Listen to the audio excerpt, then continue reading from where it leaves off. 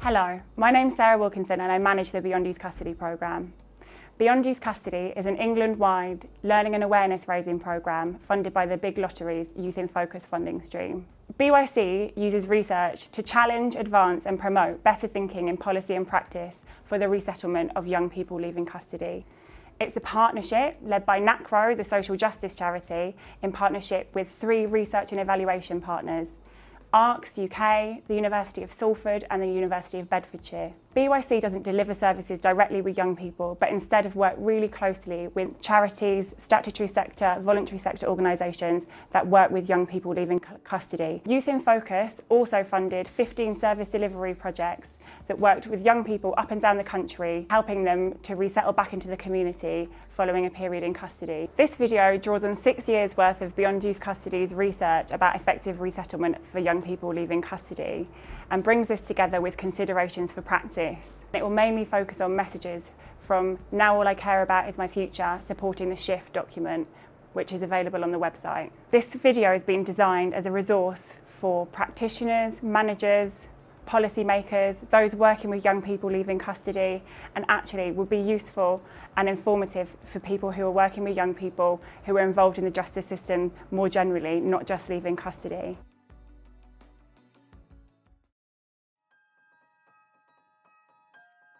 Beyond Youth Custody has 4 main work streams. The first of these is producing a robust evidence base about what works. So over the course of the 6-year programme, we've produced a vast range of thematic research reports that look at specific issues in resettlement. This is including looking at resettlement issues for girls and young women, how practitioners can take a trauma-informed approach to working with young people. And we've also conducted a piece of research about measuring outcomes and how actually we can measure what effective resettlement is. For most of our research reports, we also produce practitioners' guides, which boil down some of the research messages and draws out considerations for practice. We use a lot of case studies to really bring some of the messages to life and highlight how the research can be used in practice. The second work stream is giving young people a voice. We're starting from the basis that young people are the experts in their own lives. No one understands the challenges of resettlement better than the young people that have been in custody. Young people already have a voice. What BYC has done is provide platforms and give young people opportunities to have their voices heard at the highest level by those making the decisions in youth justice. We also work with partners to champion how important young people's participation is in youth justice more generally. The third work stream is about developing and promoting good practice. This is all about ensuring that the reports don't just sit on shelves and gather dust, that actually the research that we've built up about effective resettlement of young people leaving custody is used to make lasting changes to policy and practice. It's actually been a circular process. We've learned a lot from practitioners, feeding in their views and their experiences into the research, and also at the same time going back and feeding our findings into those practitioners' forums. The fourth work stream is identifying and communicating what needs to change. So this really is at a policy level, working with the Ministry of Justice and the Youth Justice Boards, those people that are making decisions at a very high level that affect young people every day in the justice system. At this strategic level, we've also found that BYC's research messages really apply across sectors, so not just youth justice, but social work, housing, education, and this identifying and communicating what needs to change has real implications on other sectors too.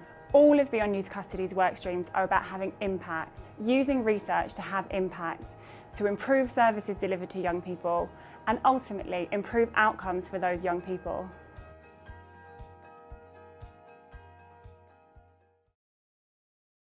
I'm Neal Hazel. I'm Professor of Criminology and Criminal Justice at the University of Salford, and I've been involved with the research at Beyond Youth Custody since the start. Well, policymakers and practitioners have been interested in resettlement of young people after custody for a number of years because we know that young people leaving custody have the worst reconviction rates of anybody in the youth justice system. We also know that they are some of the most vulnerable young people in society. What's more, going to custody, we also know exacerbates some of their problems. Their learning difficulties, the relationships they have, engagement or disengagement with society. However, there is a window of opportunity, for want of a better phrase, at the moment when they come out of custody, or just before and just after, when the young people are engaged, they're excited about their future, and they really want to make something of it. However, along with being enthusiastic for change, that's also when they're most emotionally vulnerable. So it's when they need most care and support. One of the first discoveries we made about resettlement is that when young people come out of custody and re-offend straight away, it's not just because they wanted to go out and be bad or to cause trouble. It tends to be because they're disillusioned with services that were promised to them or that they expected, which didn't actually come to pass, sort of broken promises. And so disillusionment can come in quite quickly if services that are promised do not appear. We also know that the younger the person, the more quickly that disillusionment can set in. The good news is that research and evaluation of various projects to do with resettlement have shown that if good practice is in place, then outcomes can be dramatically improved. We also know that with that improved performance and outcomes, money can be saved. So overall, the public purse can be better off by effective resettlement support. So we thought when we started Beyond Youth Custody that all we really needed to do was to refine the message and to see how we could improve on good practice that was out there that we'd seen in these evaluations. However, soon after we started Beyond Youth Custody, I was involved in Her Majesty's Inspectorate of Probation inspection of resettlement for young people. And we found that all these correlations of the good practice that we knew mattered simply weren't being put in place. The outcomes were described by the Chief Inspector as shocking, and the processes that we knew correlated simply weren't happening. So custody was focused on coping and management of young people while inside custody rather than looking to the future. The custodial agencies were distrustful of the community agencies and weren't sometimes even talking to one another. So for some reason, all those factors, those processes that we knew correlated with improved outcomes for young people when they were released from custody were not being put into place. So the question for us then became, well, why is resettlement support still so poor? Why are the outcomes still so poor? Why are practitioners and their partners not put into effect the factors that we know correlate so well with better outcomes for young people? So we undertook more research. We talked to a lot more practitioners, we spoke to a lot more young people, we looked at a lot more cases, and the answer soon became clear. The problem was that practitioners thought that they were doing good resettlement because they were putting the resources into the different elements of a young person's life that they thought they needed to. So, for instance, the resettlement pathways from the Youth Justice Board, housing, health, accommodation, but not necessarily the right housing, the right accommodation, the right health for the young people. The problem was that practitioners had no overall aim for resettlement.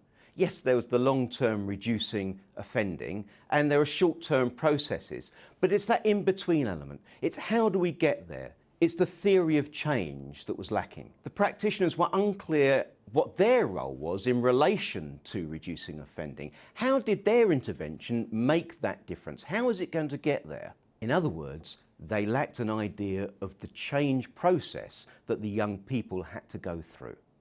How would they make a difference? How would the young people reduce their offending? Why would putting in those interventions actually make a difference in the long term? The first step is to realise that resettlement is not just a one point in time when they leave custody and go into the community. It's not just re-entry, it's a journey for the young person. However, this journey for the young person is not necessarily the same as a sentence journey. It's a desistance journey. It's a journey that the young person has to go through if they're going to move towards and then eventually stop offending. Effective resettlement happens when a young person manages to shift or develop their identity from one which is conducive to offending to one which is conducive to a more constructive role in society. Criminogenic factors in the young person's background, ranging from trauma to simply the people that they've associated with, those things that we used to think of as risk factors, can lead young people to think of themselves in a particular way which can encourage, unfortunately, offending. We know from labelling theory that interactions with justice professionals can actually deepen that identity, that negative identity, the criminal identity. And of course, going to custody, being inside, will simply underline that negative identity.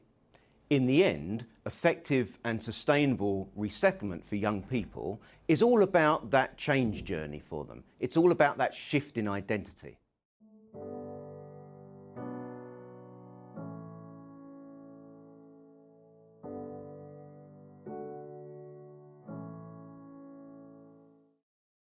So the way each of us behaves is determined by the way we think of ourselves and our place in the world. So a positive or pro-social identity will bring about desistance. It will have positive roles for the young person. It will empower them to make positive, constructive, right choices for their behaviour. They will gain their status, their sense of security from their positive choices rather than from their negative choices that was associated with the criminogenic or pro-offending identity. That's good for all of us. It's good for the young person and it's good for society. So we first realised that the identity shift was crucial when we did some research on how young people engage with interventions. The first important step was when we realised that we, researchers and practitioners, had been measuring engagement in the wrong way. We'd equated engagement with participation, and that's not the same thing at all. Participation, where the intervention or the agency engages with the young person, is only the first step. The most important step is when the young person begins to engage with the activity, with the intervention. When they start to take on board that intervention as part of them, as part of their lives, as part of their values. In other words, they start to see their participation in that engagement as their identity or an important part of their identity. So take the example of a young person and a football team or a football club. Yeah, you can encourage them to participate and they may enjoy that. But that doesn't mean they're actually engaged in it, they're participating. It's only when they take that on board as part of their identity, as part of who they are and what they do, are they properly engaged. They might start to think of themselves as a footballer or as a healthier person.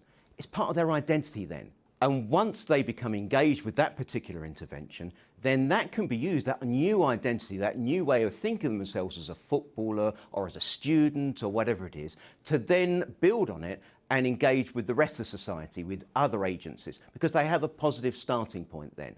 So some new research has indicated that when young people leave custody, they are more likely than when they went in to have a criminal identity, to think of themselves as criminal in some way. What that research has also shown is that young people are less likely to offend when they don't think of themselves as a criminal.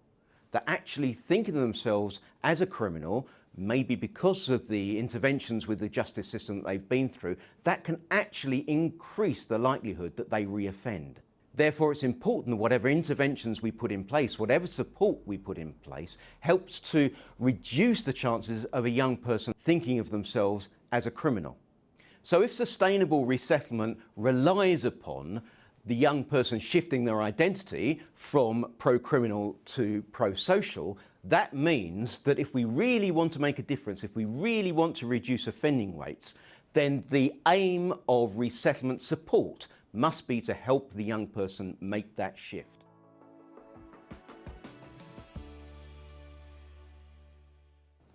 The research has discovered that if practitioners want to help the young person shift their identity, then their work must be in two stages. The first stage is personal support. That's where the practitioner helps the young person by guiding their shift. So the practitioner helps the young person to discover their strengths, to think about their place in the world, and to think about their goals and the roles that they want to move towards. And then importantly, the practitioner needs to help the young person to identify the pathway or pathways that they can take towards those goals and that new constructive identity. So this support is strengths-based, it's future-focused, and it's very positive. It's also important for the practitioners to prepare the young person for when they're released, because we know there's a period of disorientation and stress that the young people can feel, and there's a process of reorientation that they have to go through.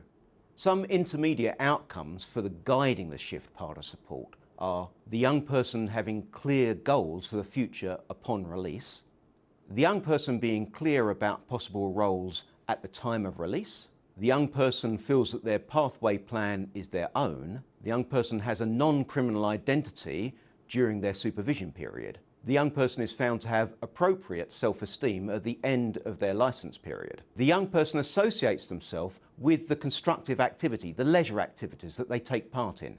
The young person's continued engagement with education, training or employment. The second stage of work for the practitioner is structural support, and that's about enabling the young person to make that shift. The problem in the past is a lot of the structural support has been put in place without first identifying the pathways that the young people need to move towards. So the structural support means putting in the building blocks for the pathway towards desistance. It means removing the barriers on that pathway.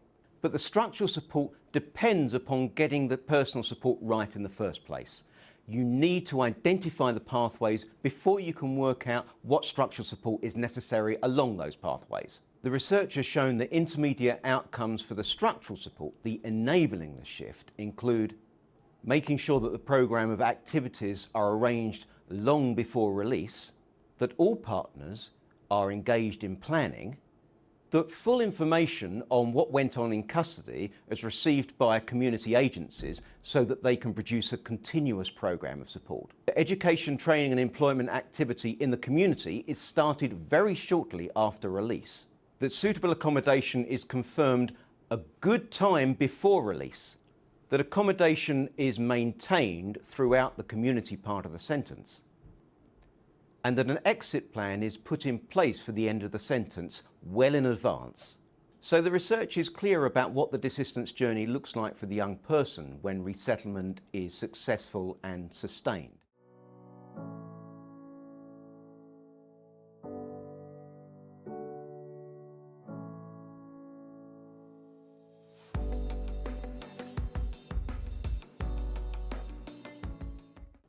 There are 5 key characteristics of support that we know is associated with positive outcomes. We call those the 5 C's. The first is constructive. The support needs to be centred on identity shift. It needs to be focused on the future. It needs to be strengths-based. It needs to be empowering, and it needs to help motivate the young person towards that future identity.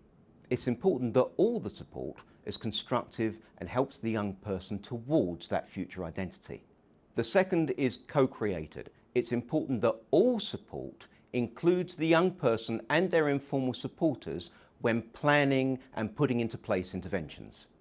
We know that successful resettlement depends upon engagement. Therefore, involving the young person at every stage is absolutely crucial. The third is customised.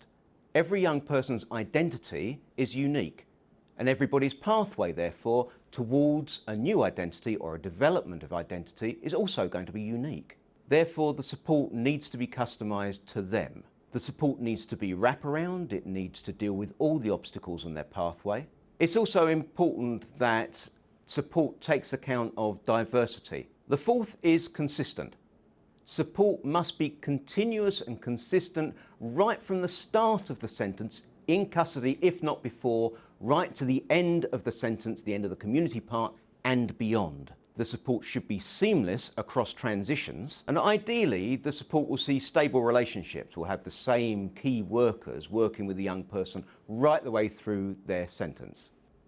For support to be consistent and continuous, that also means that custodial institutions need to focus on resettlement. And of course, young people should never be out of sight and out of mind for youth offending teams and other community agencies when they're in custody. And the fifth is coordinated.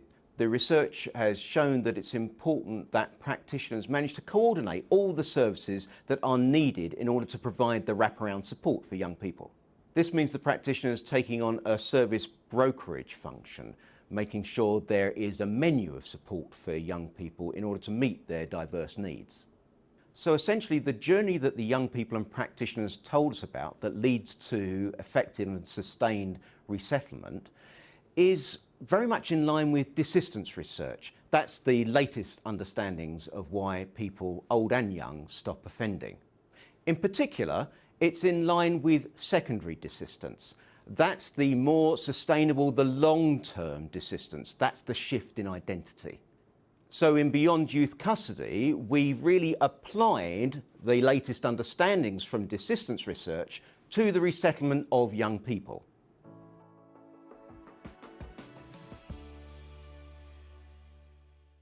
My name's Keith Cohen, and I'm the Strategic Service Manager at Lewisham Youth Offending. I've recently been the South London Resettlement Consortium Project Manager. Resettlement, to some degree, is a misnomer because there's an assumption that they're settled in the first place. And I think well, when we talk about resettlement, we think about the different pathways in terms of health and education, accommodation. And I think what the concept of the shift in identity leads us to think is not the resettling, but maybe the settling of the mind and the body, which when we start to think about the neuroscience and psychological trauma, is actually what we really need to be focusing on in order to make sustained change. And I think there's now an increasing understanding of approach that needs to think about, our understanding of what is motivating and and how young people and the workforce are affected by what they hear and what they do. Communication and trust and restorative work, it helps to sort of change the way young people perceive themselves. And I think that the potential to re-victimise and label is very high in the system. In terms of thinking about how we work differently using shifting identity as a base or trauma-informed practice as a base, we're then more able, I think, to consider what journey the young person needs to take in terms of changes in their mindset. And by experiencing new ways of interacting with people, they then are able potentially to move on, to move away from sort of crime identities or offending identities. There are potentially several and many practitioners that a young person or their family might come into contact with or may ask to see them through the process of going into custody and coming back into the community. And the importance of the relationship is vital, so building trust is key. And our young people, because of their experiences, because of adverse child experiences, and because of their experience of the system, don't trust easily. So I think what we did as a partnership around the consortium with BYC's help is to think about what is going to be our core delivery, what's the model going to look like, and at the heart of that is because we're in a time when we don't have lots of money to spend on commissioning or on projects which are costly. We know that our resources are the practitioners. My name's Andy Newsham. I'm an operational manager in Lewisham Youth Offending Service. In my experience, one of the biggest challenges young people have leaving custody is how they're viewed within the world, how people see them, and how they kind of navigate that, and how they're able to kind of take that experience and live with their status that we give them, and still kind of achieve the things we want them to achieve. That's quite a tough ask. It's about youth cultural competency, understanding the things that are affecting them and what they're actually identifying with in their kind of current existence. And then it's really supporting practitioners to not be weighed down by some of the labels that our industry attaches to some of our young people, not just our black young people, but young people in general.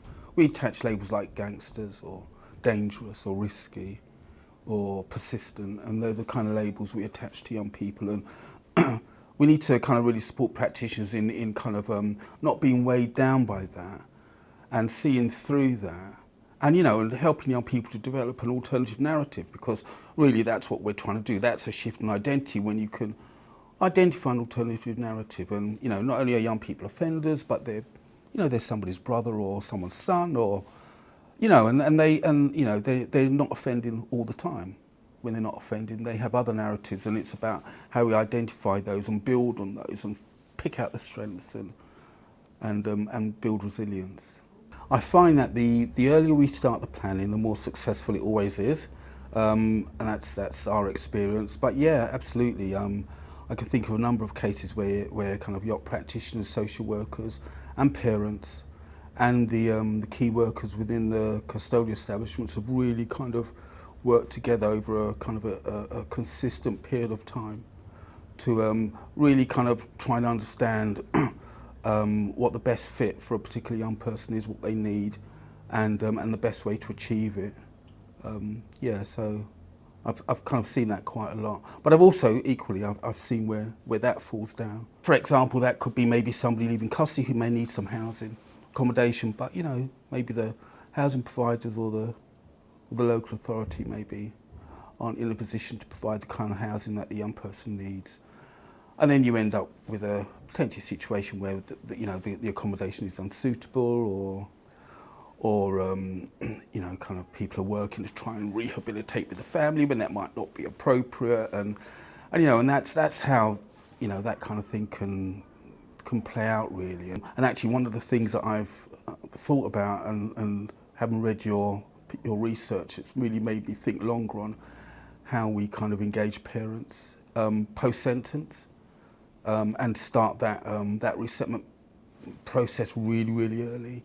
And so now we're thinking of how maybe within 1 or 2 days of sentence we can start to engage parents to really, start that kind of that co-production and the growing of that kind of that planning and that sentence. I worked with one girl who spent a short time in custody, not long at all, a short time, maybe 4 months, maybe even less, and on release, this girl who, before custody she was in college, she was achieving quite well, all her kind of, her targets were in place.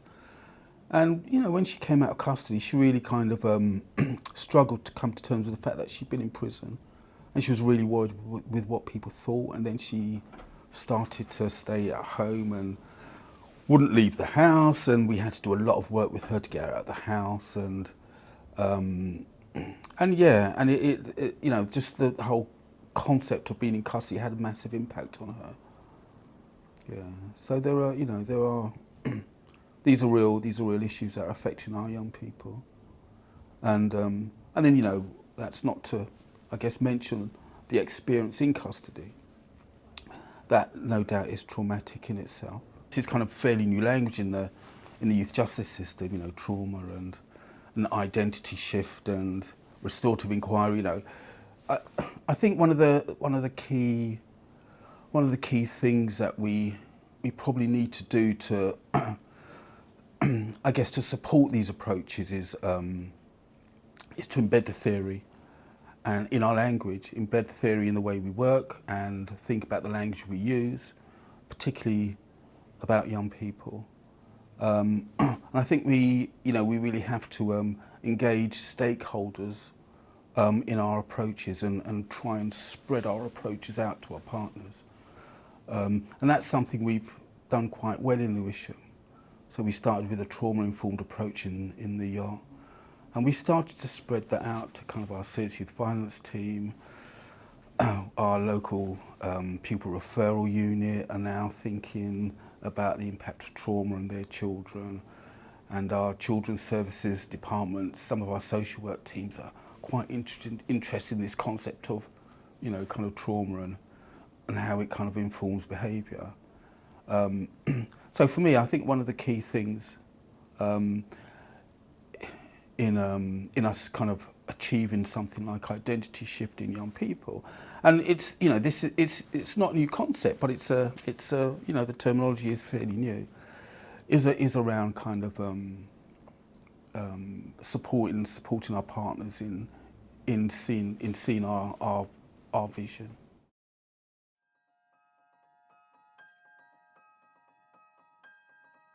The term resettlement itself is a really difficult concept because it implies that you're resettling young people to a situation that was settled previously, whereas in actual fact, a lot of young people would never identify themselves as being particularly settled within their families, within communities, within education in the first place. So what effective resettlement is all about is helping a young person move and change from a previous situation to a more positive situation. Thank you very much for taking the time to watch this video. I hope that you found it useful. Please do spend some time reflecting about what this means for you and your work with young people.